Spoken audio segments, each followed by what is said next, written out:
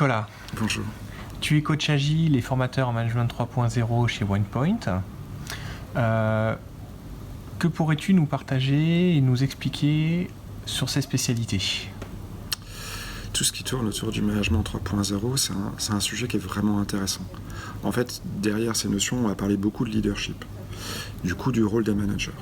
C'est un sujet qui est important parce qu'aujourd'hui, quand on regarde et qu'on demande aux gens qui arrivent sur le marché du travail, la plupart nous disent « plus tard, j'aimerais être entrepreneur ». En vrai, ils nous disent « je ne veux pas de chef ». Il y a une véritable crise aujourd'hui du rôle du management et il est vu comme quelque chose à ne pas rechercher, quelque chose peut-être de coercitif. En même temps, les managers aujourd'hui sont complètement dépassés par les transformations dans les organisations. Souvent d'ailleurs, lorsqu'on accompagne une organisation dans une transformation agile, on démarre auprès des équipes et au bout d'un certain temps, on se retrouve face à une crise du middle management qui se dit, mais finalement aujourd'hui les gens, s'ils sont auto-organisés, s'ils sont autonomes, à quoi est-ce que je sers ? Et c'est à ce moment-là qu'on se rend compte qu'on a besoin d'un véritable accompagnement autour du leadership.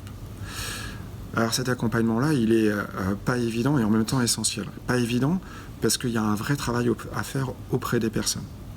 Auprès du manager qui doit travailler sur son ego, qui doit travailler non plus à dire aux gens comment faire, quelque part non plus à manager des tâches et à dire quand celles-ci doivent être exécutées, mais travailler sur comment est-ce que je pourrais faire grandir des gens, comment est-ce que je pourrais leur inspirer de l'envie, exprimer une vision.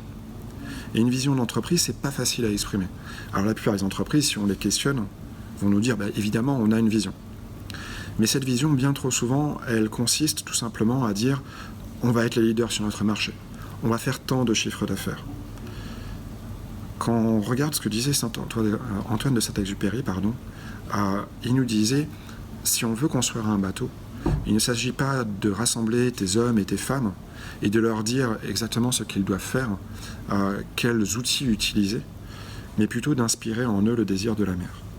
Et c'est ça le nouveau rôle du manager, c'est inspirer dans ces hommes le désir de la mer. Cette vision, une fois qu'elle est exprimée, elle va permettre à un groupe de personnes auto-organisées d'avancer dans la même direction. C'est donc essentiel parce qu'en l'absence de cette vision, tout simplement, on va vers du chaos. Maintenant, pour travailler ça, ce qui n'est pas facile, c'est qu'on va devoir travailler sur des compétences humaines. Et on n'est plus réellement sur des compétences purement hiérarchiques, d'autorité, d'investigation de pouvoir, qui donnent légitimité à un manager de dire aux uns et aux autres ce qu'ils doivent faire. Il va devoir travailler à comprendre quels sont les ressorts de motivation des personnes avec qui il travaille. Il va devoir travailler à identifier quelles sont leurs envies. Comment est-ce qu'on pourrait leur fournir du soutien pour qu'ils se développent ? Il va avoir besoin de travailler à obtenir de la polyvalence au sein de son équipe, de manière à gagner encore en réactivité au changement. Tous ces enjeux-là sont évidemment pas faciles, et c'est pour ça que finalement, quand on parle du rôle de coach agile, et pendant longtemps on s'est posé la question, est-ce qu'on doit réellement utiliser le terme de coach agile ? Lorsqu'on se retrouve en accompagnement de ces personnes-là, on est vraiment dans les dimensions de coaching. On est dans des dimensions où il va falloir travailler sur le vécu de la personne, sur son cheminement personnel, pour qu'il trouve comment évoluer, comment avancer, et comment, par ricochet, faire grandir les gens. Alors ce challenge, évidemment, il est extrêmement intéressant. Et si aujourd'hui on est coach agile et qu'on a envie d'avancer dans ces directions-là, on se retrouve face à quelque chose d'extrêmement motivant, extrêmement engageant. Le risque peut-être pour ceux qui ont envie d'aller dans cette direction-là, ça va être à un moment donné de faire preuve peut-être un peu trop d'empathie et de s'approprier les problèmes de la personne qu'on accompagne.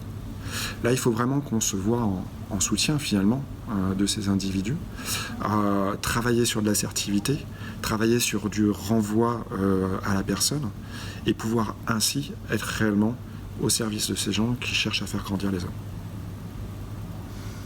Merci beaucoup pour tous ces conseils et ce partage, Nicolas. Je te remercie. Et à bientôt. À bientôt.